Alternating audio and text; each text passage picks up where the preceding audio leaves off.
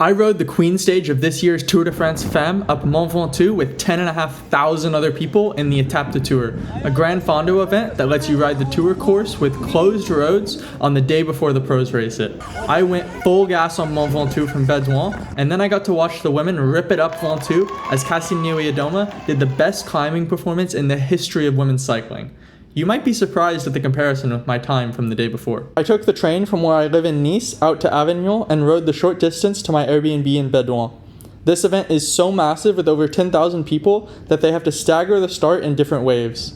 I was put in the third starting wave for some reason, despite ASO giving me the registration for the event, which meant that I couldn't ride with the front guys competing for the win in the event. This instead gave me the opportunity to ride with my friend and fellow YouTuber, Jasper, who was also starting in the third wave, so we agreed to ride easy to the bottom of Ventoux together, and then go full gas from What's there. up, dude? Good morning. Long time since 2023. Yeah. Over 2023, we're reunited. What a coincidence. Golden brown, texture like sun, lays me down. With my mind she runs throughout the night. No need to fight, never a frown with golden brown. Every time, just like the last, on her ship, tied to the mast, to distant lands, takes both my hands, never a frown with golden brown. It was a beautiful start to this course in the golden hour of the sunrise, rolling around on the quiet Provence roads. It was a very different experience to what I'm used to racing at the front of these Grand Fondos. Jasper and I were just chilling, trying to hold our own easy pace.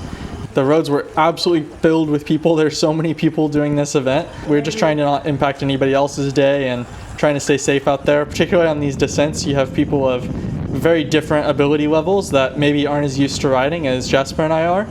And eventually, once we got onto the flat, we ended up getting quite a big group riding behind us.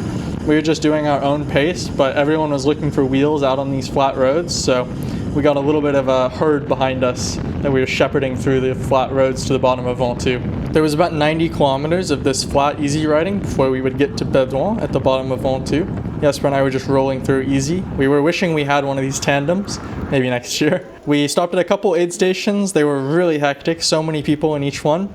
And some people really trying to rush through, which was a little bit chaotic. I saw a few people crashing in the aid stations, but we were just taking it easy, nice and chill. It was already starting to get pretty hot out there under the sun though, so I didn't want to mess around too long. This was the last climb before Bédoin, Col de la Madeleine. Now we're stopping at the aid station right at the bottom. I was sipping on my 400 grams of sugar water up to this point throughout the ride, staying nice and carved up. And I've actually been using a new app. That's Hexus. You might have heard of it. There's a few pro teams using it like EF, Uno X, Tutor. And it's a different take on a nutrition app. So it tries to tell you how to plan your nutrition instead of just tracking what you eat. So I put in what I had for dinner the night before the race, and then it's going to tell me how much I should have for breakfast. I didn't quite get in as many carbs as it wanted me to, but I was trying to hit that goal. It's something I've been working on. I'm pretty consistently missing that breakfast target. And then it'll tell me what I'm supposed to have for intra-ride fueling. It syncs in my workout plan from intervals.icu. So it's got what I expect to be doing during the ride. And then after the ride, it'll update with what I actually did. So that's the data from my power meter. And then I can record what I actually ate during the ride. So that was 400 grams of sugar and 175 grams of Haribo for me, which ended up being 82 grams an hour. I find Hexus a lot more useful than MyFitnessPal or Chronometer, which is just tracking your food, but not really giving you any insight on what you should be doing to plan your nutrition. I've got a discount code, Drake25, or the QR code on screen now, if you want to check out Hexus and support the channel. Now back to Ventoux. We were dunking ourselves in the fountain trying to cool down before we got started on the Ventoux effort. This is just at the bottom. I started around 340 watts on the front. Jasper was sitting on my wheel, but he was already starting to suffer at this point, and this is well below my threshold. We wanted to stay together though, because this flat part at the bottom is definitely useful for drafting. We have about 5K of this kind of flat section before we get into the trees and it gets steep. You can see he's suffering back there, but not too much to do a little peace sign. The Strava leaderboard on this segment from Bédoin is absolutely insane. This is the side that they do in the tour, so Pogi has an untouchable KOM. I knew I wasn't even going to be troubling the top 10 today because my fitness just isn't there. I've had a pretty hectic last 2.5 months of just way too much travel and events. I completely overbooked myself, and next year I'm definitely going to do a lot less. It's just meant that I haven't been able to train consistently, and I'm about 5% off my best numbers. Earlier this year I did Ventoux from Malocène, and I did about 390 watts there. But right now my threshold is probably around 380. So 340 for me wasn't too hard. Since I knew I wasn't going to be troubling the top 10 anyway though, I just wanted to do a decent time and stay with Jasper and help support his effort. 370 average. We're flying. Woo. This was a little bit crazy through here. There's so many people on the road and they're splashing water. I was trying not to get wet there, but I couldn't find a way through and I think it was unavoidable. Got a little bit of water on the lens, but it's all right. It was at this point, about 16 and a half minutes in, that Jasper decided to go his own pace. We're out of the flat section now. This is the steep bit through the forest, and I'm weaving my way through people. And now I tried to just hit the lap button and settle in at 370 watts. I thought that I should be able to hold 370 to the top, but today I was really suffering in the heat. I was only able to do that for about 20 minutes, and then I realized I wasn't going to be able to hold it all the way to the top. So I hit the lap button again and then settled back in to try to hold what I could to the top. This is Chalet Renard up here on the right. And from here we have the iconic barren treeless section of Mont Ventoux that everyone's familiar with. We're starting to get to high elevation as well, over 1,400 meters. And I was definitely feeling it now, but I was still holding decent power. For the last section to the top here is about 29 minutes at 358 watts. Which is still decent, but definitely not what I wanted, and I was a little bit disappointed with the effort, but it was still an awesome day out on the closed roads. I finished the Ventoux segment at 1 hour and 4 minutes 58 seconds. That ended up being about 1.5 minutes slower than the fastest time on the day from Thibaut. He won this event. He's won a ton of these Gran Fondo events this summer, so he's in amazing form, and I wouldn't have been able to compete even if I was starting at the front there. How was it? PR? You must have. You're here soon enough. Catching my breath. I think I did.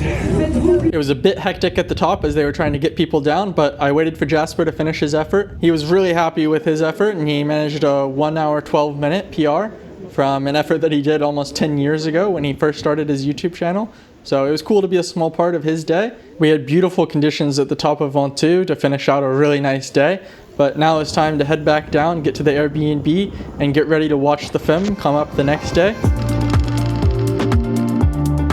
This is the race caravan coming through. I got the M&Ms with Ventoux in the background, pretty awesome. I didn't manage to catch any M&Ms unfortunately, but I did get to see the women come through. They're absolutely ripping it.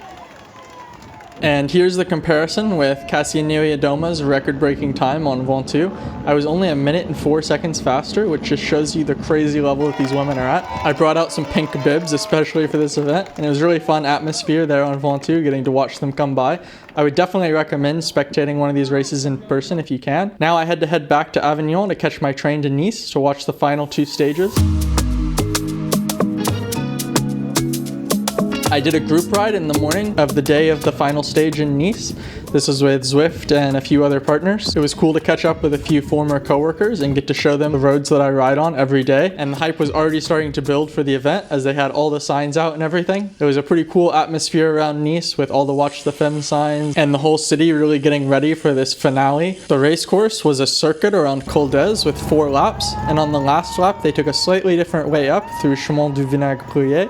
I've actually featured this climb in a video on my channel before. It has some really steep pitches, so I knew the race would explode there, but already with Zoe Backstep pacing on the front, they were doing some really fast times up Col d'Ez, faster than my PR. Oh my god, they're sending it! Here, Blassie was sending it on the front, and I managed to get featured on the Lanterne Rouge highlights for this section, and got a bottle from the side of the road. Can't recommend enough watching one of these races in person. This is after Chemin du Vinaigre is just Vollering and Cassianelia Doma to decide the race. On my ride in the morning, I did a full gas effort up Chemin du Vinaigre, and despite setting my best 5-minute power of the year, I was only a little bit faster than what Cassia did in the middle of this race, showing again just how amazing these performances are. I can pretty much guarantee you, if you're a guy thinking out there that you could hang in one of these races, you can't. You'd get dropped for sure. These women are flying. It was a really fun day in Nice getting to watch the Femmes, and thank you for watching this video.